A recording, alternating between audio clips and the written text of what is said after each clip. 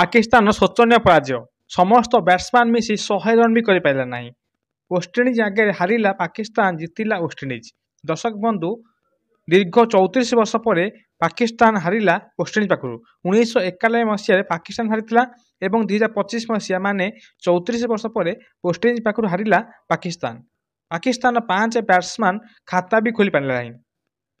ଦର୍ଶକ ବନ୍ଧୁ, ତୃତୀୟ ଦିନିକିଆ ଚାଲିଥିଲା ୱେଷ୍ଟଇଣ୍ଡିଜ ଏବଂ ପାକିସ୍ତାନ ମଧ୍ୟରେ। ପ୍ରଥମ ଦୁଇଟି ମ୍ୟାଚ୍ରୁ ଗୋଟେ ମ୍ୟାଚ୍ ୱେଷ୍ଟଇଣ୍ଡିଜ ଥିଲାବେଳେ ଆଉ ଗୋଟେ ମ୍ୟାଚ୍ ପାକିସ୍ତାନ ଥିଲା। ଶେଷ ମ୍ୟାଚ୍ ଥିଲାବେଳେ ଆଜି ଯେଉଁ ମ୍ୟାଚ୍ ଆଜି ୱେଷ୍ଟଇଣ୍ଡିଜ ଜିତି ନେଇଛି। ୱେଷ୍ଟଇଣ୍ଡିଜ ପ୍ରଥମେ ବ୍ୟାଟିଂ କରି 6 ୱିକେଟ୍ ହରାଇ 294 କରିଥିଲା।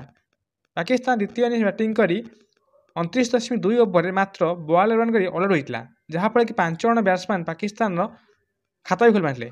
ୱେଷ୍ଟଇଣ୍ଡିଜ ପ୍ରଥମେ ବ୍ୟାଟିଂ କରି ସାଇ ହୋପ୍ 120 ଓ ଜଷ୍ଟିନ୍ ଗ୍ରେଭ୍ସଙ୍କ 43 ରନ୍ ସହାୟତାରେ 294 ରନ୍ କରିଥିଲା।